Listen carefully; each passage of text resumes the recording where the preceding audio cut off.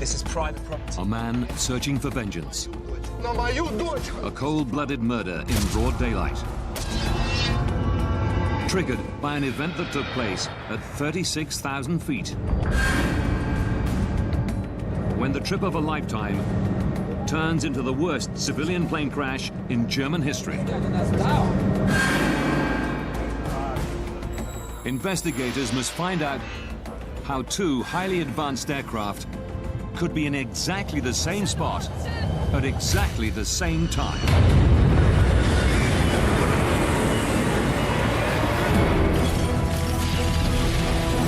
Disasters don't just happen. They're triggered by a chain of critical events. Unravel the fateful decisions in those final seconds from disaster.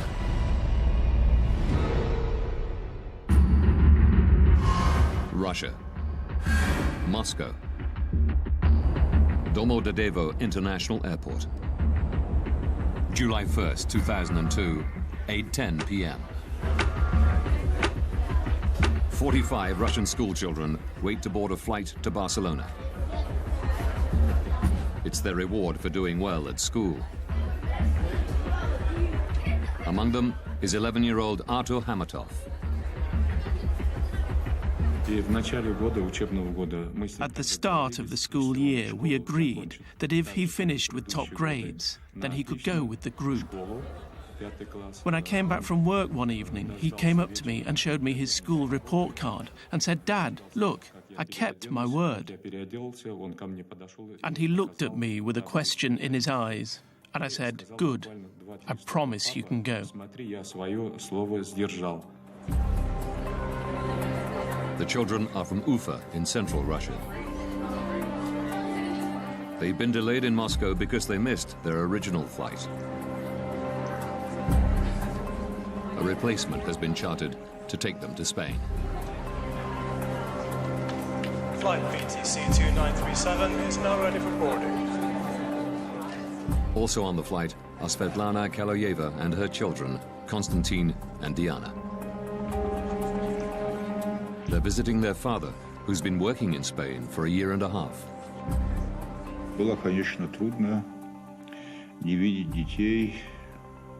I spoke to them on the phone every day, which made my stay easier. But it was hard not to see my children for such a long time. Svetlana is lucky to get seats on this Bashkirian charter. Delays in getting visas meant other flights were sold out. We were finally going to see each other and we were going to have fun together.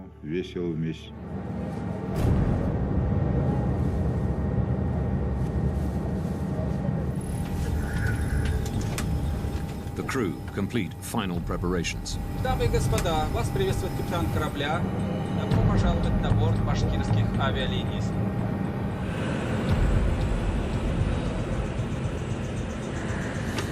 8:48 p.m. The Bashkirian Charter Airlines flight BTC 2937 takes off from Moscow's Domodedovo Airport. Distance to Barcelona, 3,000 kilometers. Estimated flight time, 4 hours, 20 minutes. Switzerland. Zurich Area Control Center.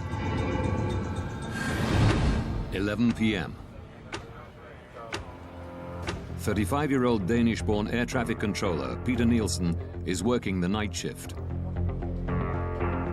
He and one other controller are managing a sector of airspace above eastern Switzerland and part of southwestern Germany. By day, this is one of the busiest crossroads in Europe. But at night, traffic slows down to a trickle, with only a few planes at any given time. Peter Nielsen's colleague goes on a break. Nielsen is solely responsible for all Zurich area airspace. He sets one radar for traffic passing through his sector, and the other for planes coming into land at nearby Friedrichshafen Airport.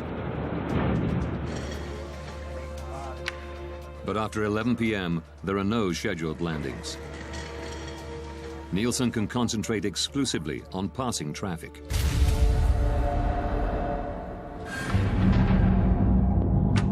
(11:06).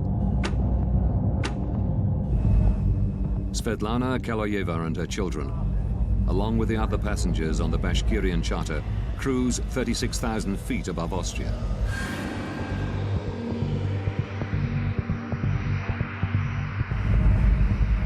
They're scheduled to arrive in Barcelona in just over 2 hours. 600 kilometers away, a DHL Boeing 757 takes off from Bergamo in Italy. Destination, Brussels. The captain and the co-pilot are the only people on board.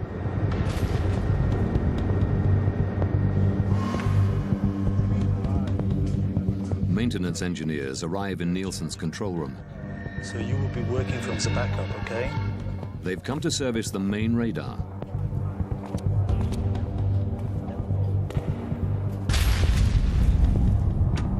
(11:21). The DHL cargo plane, flight DHX 611, enters Nielsen's airspace. The captain requests permission to climb to 36,000 feet. Swiss radar, good evening, DHX 611. DHX 611 identified. Expect a further climb in 4 to 5 minutes. Before allowing them to climb, Nielsen has to regulate traffic. Descent flight level 320. The maintenance engineers now need to work on the telephone system. Work fast, please. 11:25 p.m. An unexpected plane is approaching Friedrichshafen.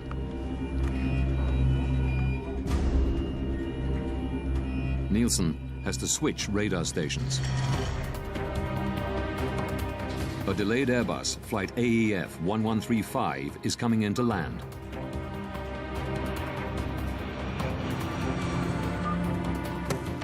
He calls the airport's control tower to let them know.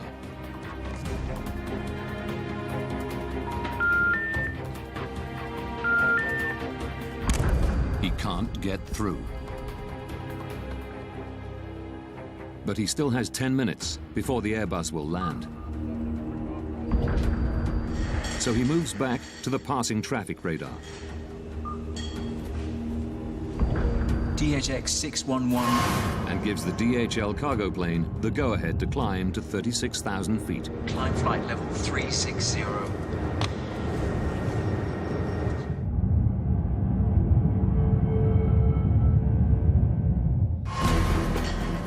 Nielsen then returns to the Airbus and calls Friedrichshafen Airport again.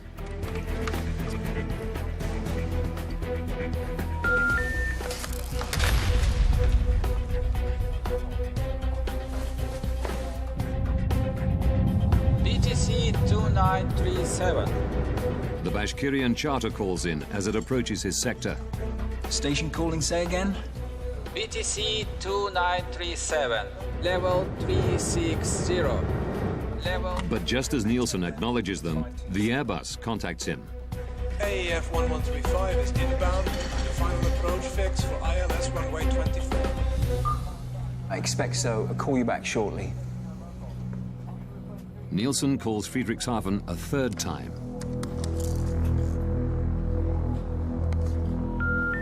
Die gewünschte Verbindung ist nicht möglich.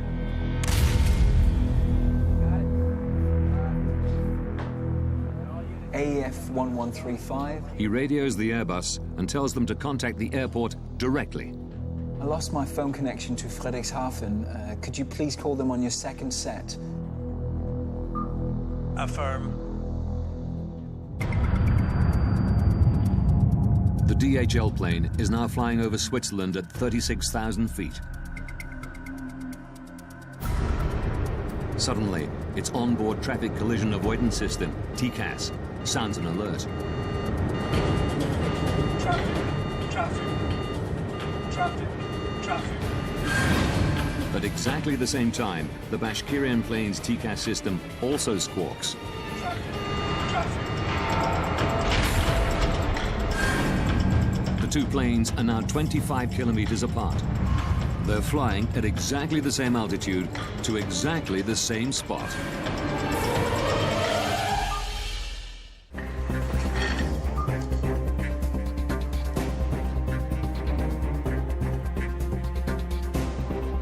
Peter Nielsen suddenly realizes he has an urgent problem.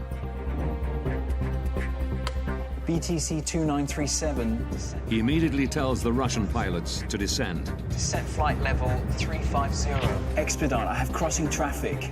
Seconds later, their TCAS system says the exact opposite. Climb, climb, climb, climb. This is climb. Climb, climb, climb. At the same time, the DHL's TCAS tells it to descend. Descend, descend.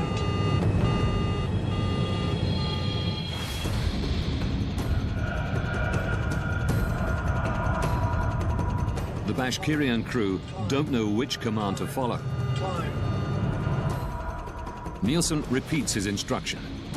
Expedite, descent level 350, BTC 2937.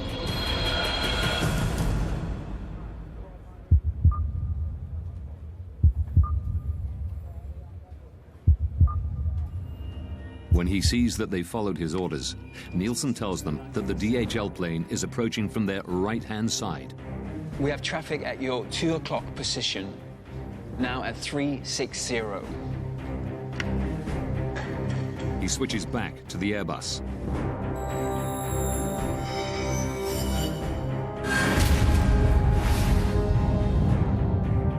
In the Bashkirian charter, the crew are looking for the DHL plane. The two aircraft are now just over 5 kilometers apart. They are both in descent, closing at a rate of 1,300 kilometers per hour, faster than the speed of sound. It's here, descent! Descend, Stay on the left. Descend hard, descend!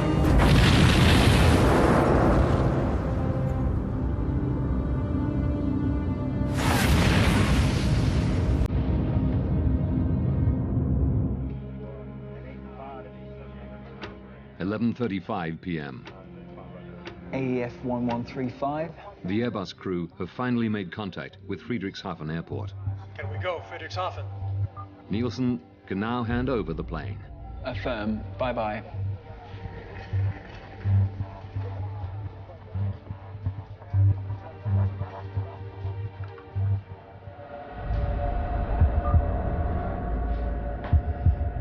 BTC 2937. BTC 2937.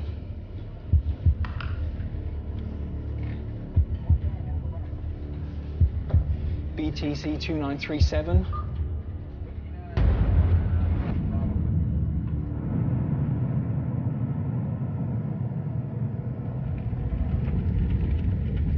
Burning wreckage falls from the sky near Überlingen, Germany.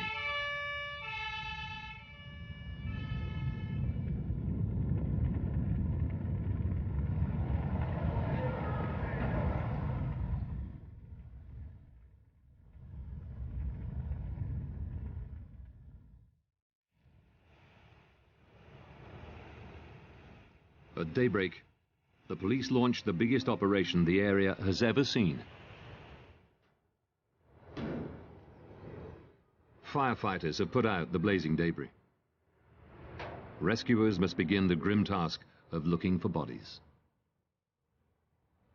The aeroplanes crashed down and all people inside are died.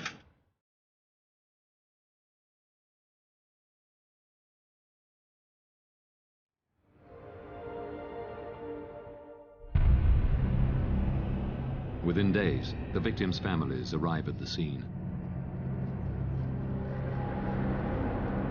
Among them is Zulfat Hamatov, father of 11-year-old Artur. Через 2 дня мы полетели в Германию. Это был шок. Мы все были в шоке. It was a shock. Многие падали. Many parents were fainting when we saw the broken plane wings, the broken tail. Разъютый хвост. We still hoped that these children would run in, appear from somewhere. And probably every parent believed in some miracle. Vitaly Kaloyev flies in from Barcelona, holding out for news that his wife and children were not on the flight. One has to be certain. Maybe it was not my aircraft that crashed. Maybe something else had happened. Who can know without proof? Investigators confirm his worst fears. 71 people on board the two planes are now confirmed dead. It is the worst civilian aircraft accident that Germany has ever seen. In an industry protected by multiple and highly advanced safety systems, how could this happen? Now, by rewinding the events of that day, and by going deep into the investigation, Traffic. we can reveal the calamitous chain of events that brought two planes to exactly the same spot at exactly the same time. Investigators from the BFU, Germany's Federal Bureau of Aircraft Accident Investigation, are called to the scene. Jens Friedemann is put in charge of the crash site. Die Untersuchung eines Flugunfalls. The investigation of an air accident is like a forensic investigation, a crime scene. One wants to establish the facts. An crime scene. Wir beginnen at the accident site. We start in total chaos. There's wreckage lying around everywhere. Also da liegen viele Wrackteile.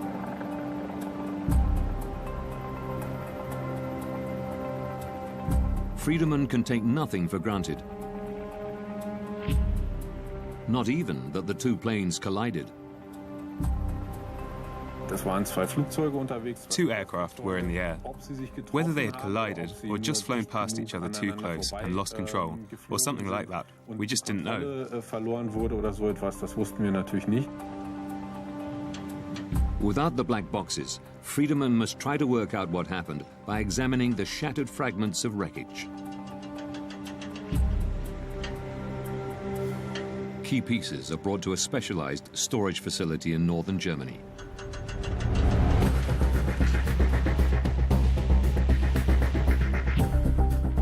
To Friedemann's eye, the mangled metal soon tells a clear story.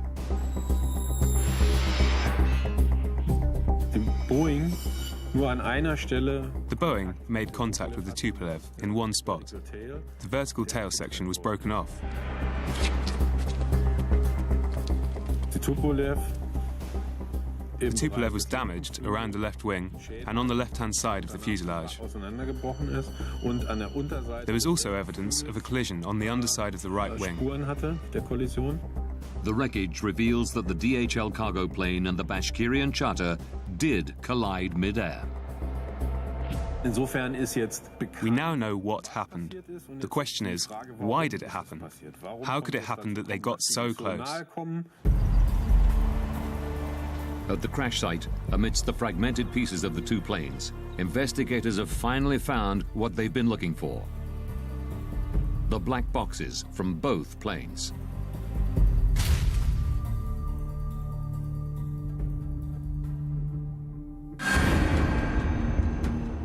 This was very important for us as accident investigators.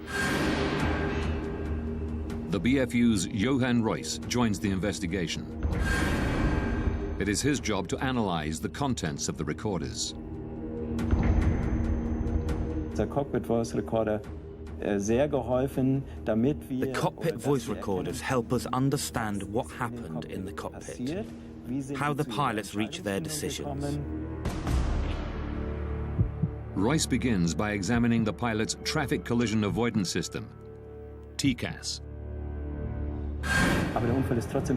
Our first question was to establish whether TCAS had worked the way it was intended to, the way it was designed. TCAS builds a three-dimensional map around an aircraft using its altitude, speed, and heading. All planes fitted with TCAS constantly transmit this information to each other. If planes get too close to one another, TCAS warns the pilots. Traffic, traffic. And if necessary, gives them what is called a resolution advisory. Descend, descend. Examining the black box, Royce quickly establishes that the system had worked the way it was supposed to. Traffic, traffic. Before the collision, both TCAS systems generated and displayed a resolution advisory. The Russian Tupolev was instructed to climb, and the DHL Boeing to descend. If the aircraft had followed these instructions, there would have been no collision.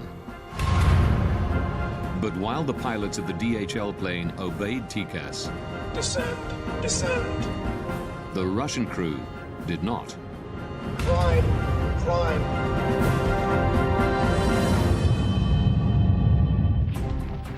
Experts from the United States are headed to the scene of the deadly mid-air collision of two aircraft in southern Germany.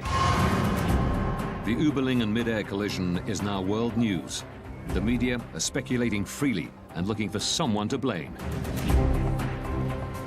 The pilot of the Russian plane is said to have ignored repeated instructions from air traffic controllers. Why did the TCAS device meant to avoid collisions, in this case maybe help cause one? And why didn't the Russian plane descend when first ordered? A language problem? Controller commands are always in English. Black box recordings quickly eliminate one theory. Zurich, good evening. BTC 2937, level 360. Wir haben mit diesem Cockpit Voice Recorder With the cockpit voice recorder, we were able to establish that language was not the problem. The Russian crew understood English perfectly well. But the recorders reveal a surprising fact. Climb, climb. This is climb. He's getting us down. We noticed that there was an instruction from the air traffic controller. BTC 2937, descent flight level 350. And we found that at the same time, or immediately afterwards, there was also a TCAS advisory. Climb, climb. At almost exactly the same time, the Russian pilots were instructed to do two completely different things. Descent flight level 350, expedite. Now the crew needs to make a very, very fast decision. What do they do next? And we discovered that the crew had extreme difficulty making this decision. But it should have been straightforward. The two planes were flying over Germany, and European regulations clearly state that TCAS has priority over air traffic controllers. For me, there was absolutely no explanation why something like this would happen.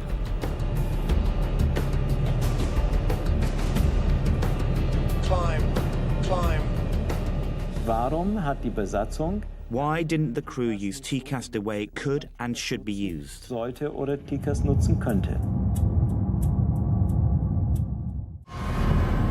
By April 2001, TCAS was mandatory in most of the world. But investigators discover one notable exception: Russia.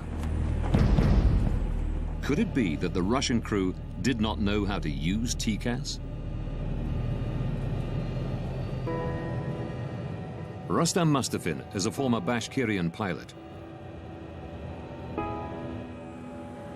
He confirms that even though not standard for domestic flights, planes flying overseas were specially fitted with TCAS. Как только As soon as the TCAS requirement was introduced, the training school of Bashkirian Airlines ensured that our pilots were trained to use the system. Mustafin regularly flew with the pilots of flight BTC 2937.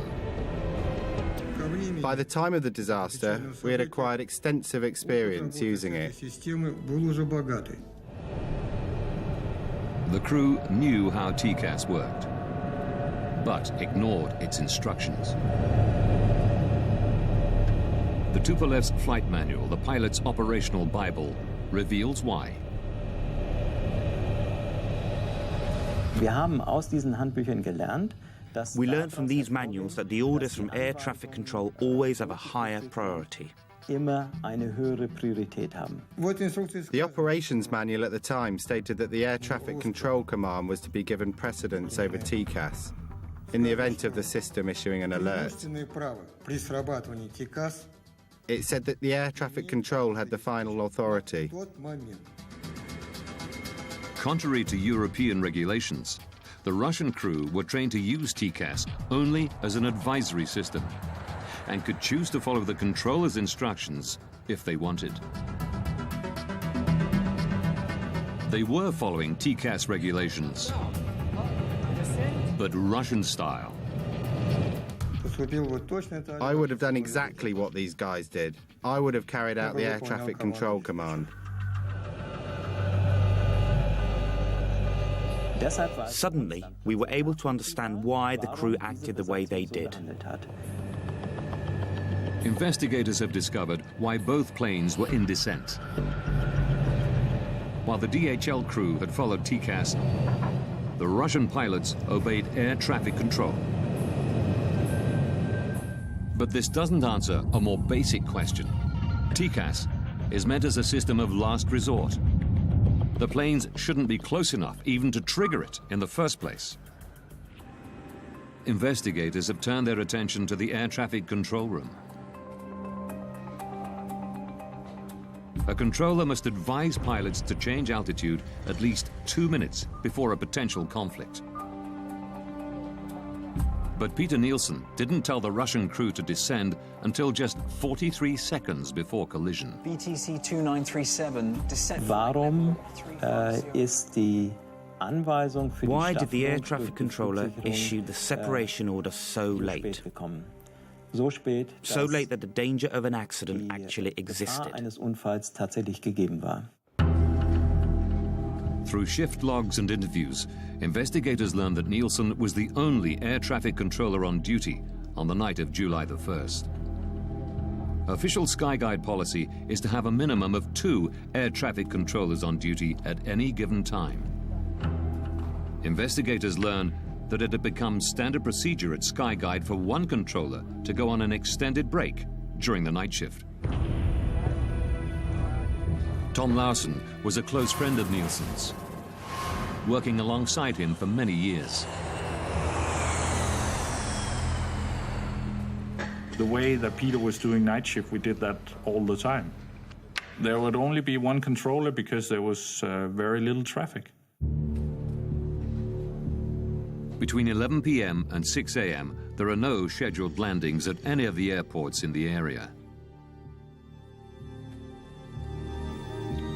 But then, at about 11:25 on July the 1st, 2002, Nielsen is presented with an unexpected landing. There was an approach into Friedrichshafen Airport, which he had to coordinate. It's very unusual that one aircraft comes at that time for Friedrichshafen. I guess that the controller was a little surprised about that. Regulations state that Nielsen must contact the airport control tower before bringing the delayed plane in for landing. This should be routine. One push of a button and the phone connects directly to the Friedrichshafen tower. But records show that Nielsen can't get through. Investigators learned that because of maintenance work, Nielsen's phone system was in backup mode. Even then, the controller should be able to make a call at the push of a button. But a technical examination of the phones reveals a terrible problem.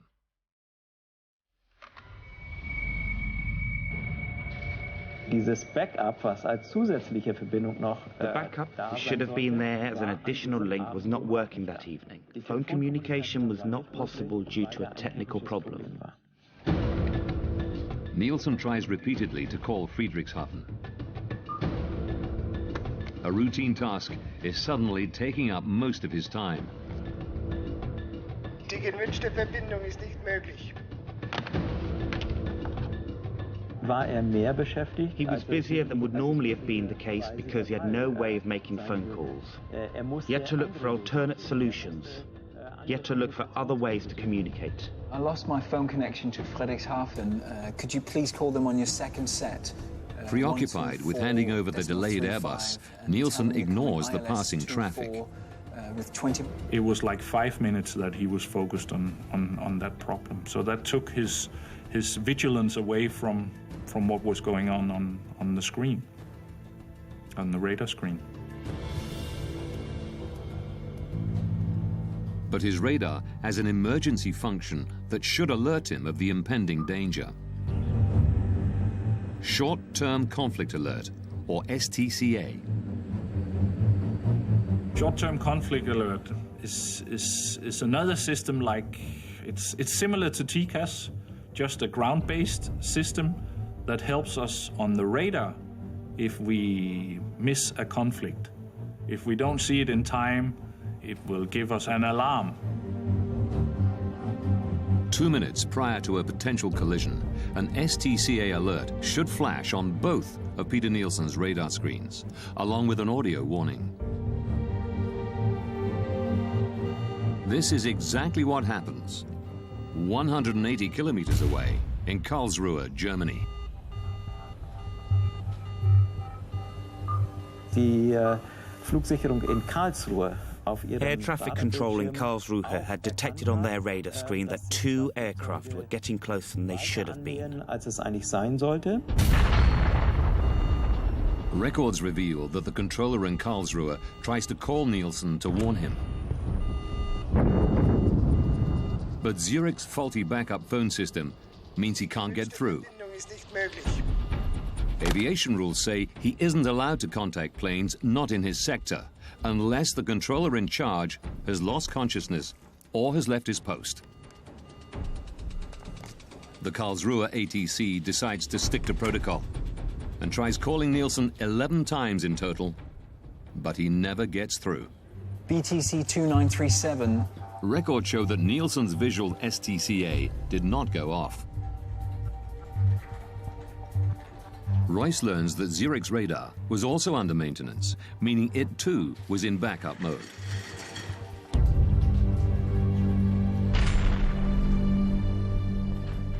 Durch die geplanten Arbeiten an dem The planned maintenance work on the radar system meant that not all the functions present during normal operations were actually available. In backup mode, there is one particular emergency feature which Nielsen does not have. The visual STCA alarm. It's the final piece of the puzzle to explain why Nielsen didn't order the Russian plane to descend until a mere 43 seconds before collision. Die Untersuchung hat für uns gezeigt, dass the investigation showed us that a series of unlucky events all came together for air traffic control. zusammengekommen sind. Had Nielsen heard the STCA alarm before the plane's onboard TCAS systems kicked into action, there would have been no conflict and the accident would have been avoided.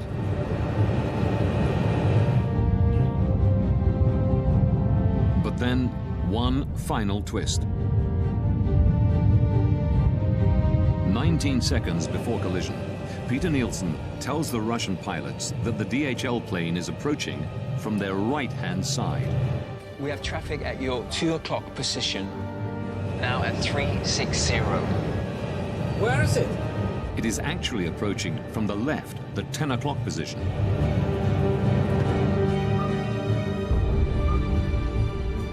The only explanation investigators can find for this mistake is stress.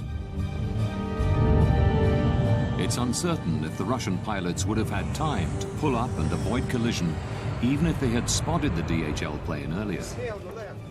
But the records show that in the final seconds, they tried.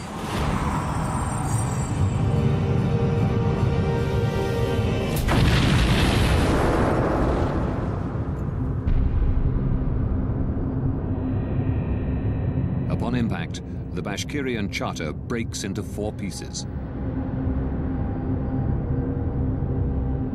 Without its tail fin, the DHL cargo plane spins uncontrollably to the ground.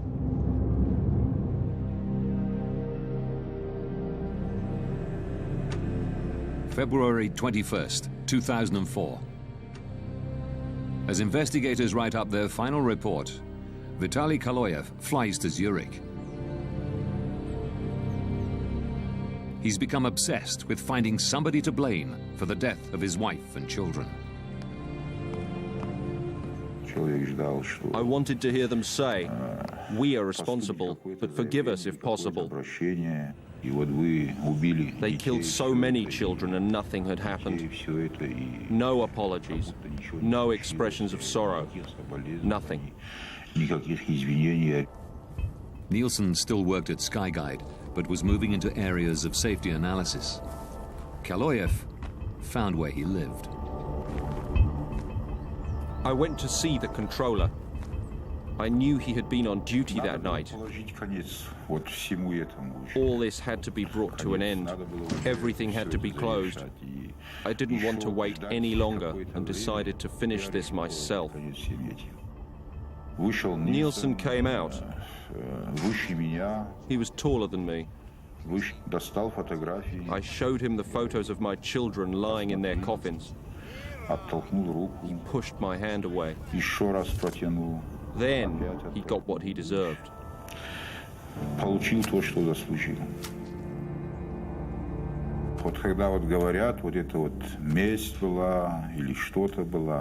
You know, some say it was revenge, but revenge is something insignificant. One is avenging when one has been deeply insulted, but this was not revenge. This was punishment. Это не месть была, это, скорее всего, кара была.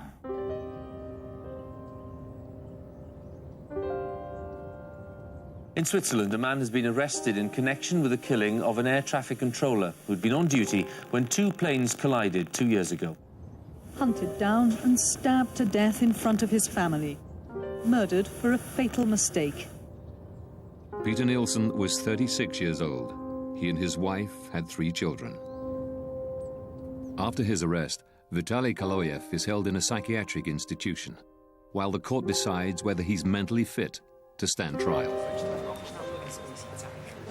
Kaloyev is convicted of premeditated killing and sentenced to 8 years in a Swiss prison. In November 2007, he's released after an appeal determines that he had acted with diminished responsibility because of the deaths of his wife and 2 children. Vitaly Kaloyev is unrepentant about his actions.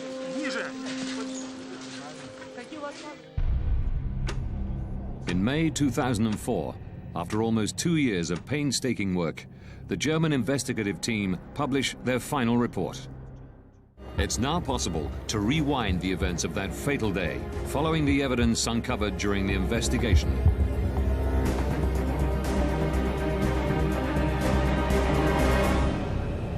July 1st, 2002. 8:48 p.m. 2 hours, 47 minutes from disaster.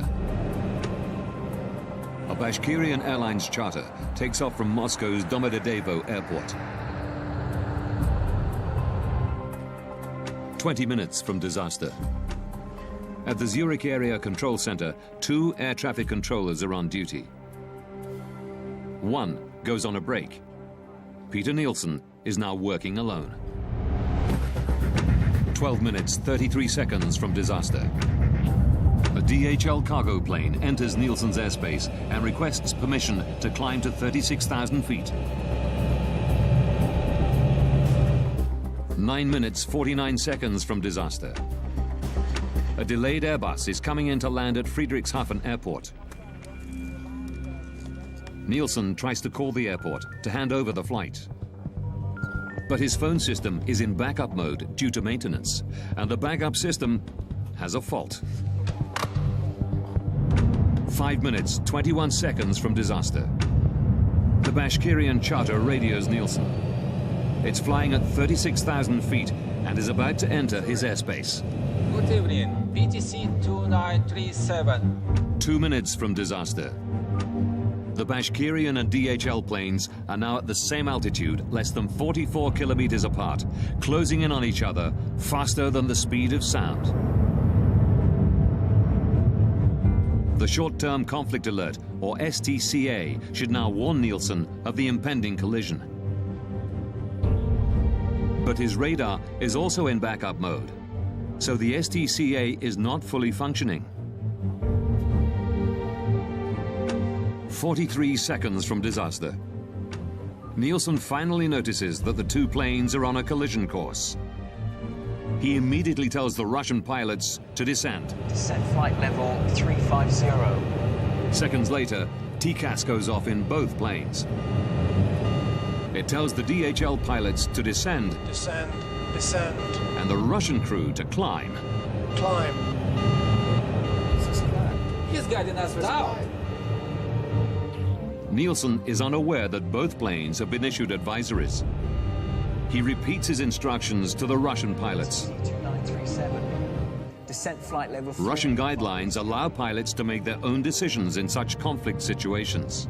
Here, they follow Nielsen's command. Both planes are now in descent. 19 seconds from disaster. Nielsen believes the conflict is resolved. But before signing off, he tells the Russian crew that the DHL plane is approaching from the right. In fact, it's approaching from the left. 3 seconds from disaster. The Russian crew have spotted the DHL plane. They pull up, but it's too late. Descend hard, descend!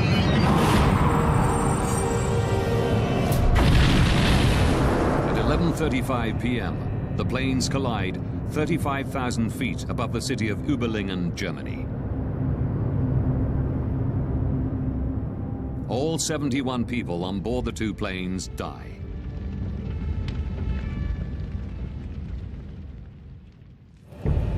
The German investigative report concluded that Peter Nielsen and the Russian pilots had made serious mistakes.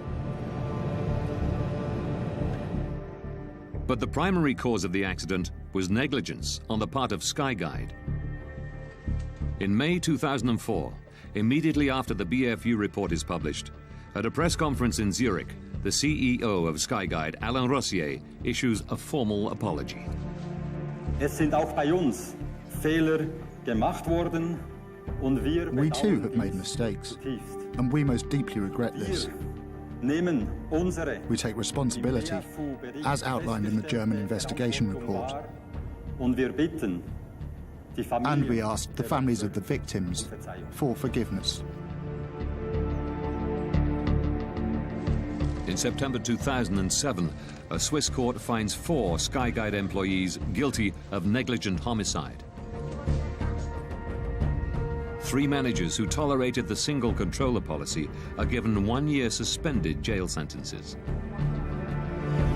The project leader overseeing the maintenance work on the night of the collision is fined 13,500 Swiss francs, roughly $11,000.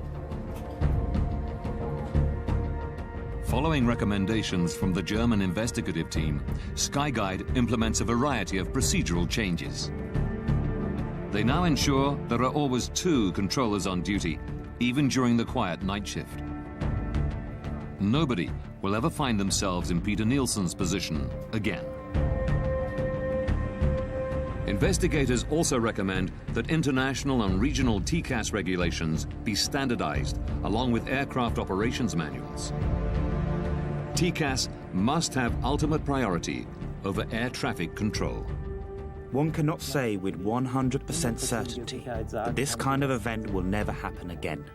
But we are very confident that we were able to make a significant contribution to preventing the repetition of an event like this. Don't miss extreme angling in brand new Wicked Tuna, continuing on Sunday nights at 9, only on National Geographic Channel. Seconds from Disaster is back next.